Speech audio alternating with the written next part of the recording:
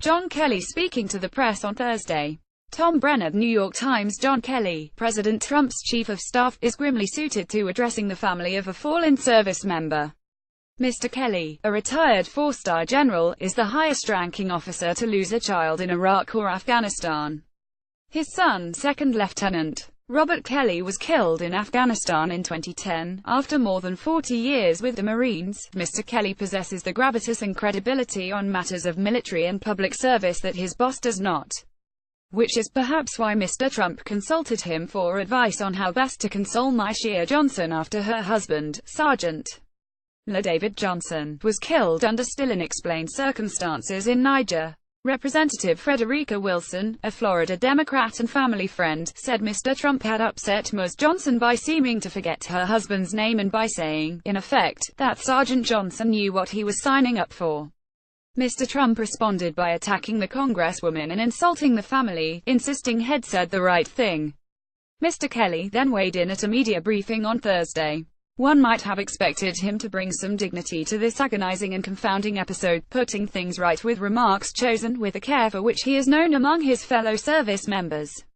But after a passionate and moving recounting of Gold Star family's trauma, he instead waded waist-deep into the morass Mr. Trump had created, insulting Ms. Wilson by accusing her of taking credit in 2015 for securing funding for a federal building in Miami named for two slain FBI agents.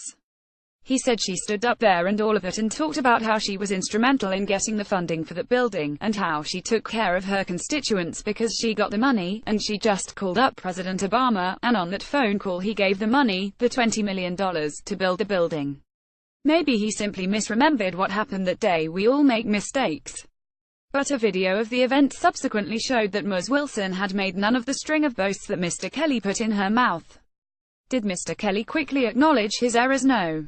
Instead, in the days since, he and the White House have added to his mistakes by refusing to correct them. All evidence to the contrary, they have continued to insist on Mr. Kelly's false version, compounding the grief of the Johnson family, who laid Sergeant Johnson to rest on Saturday.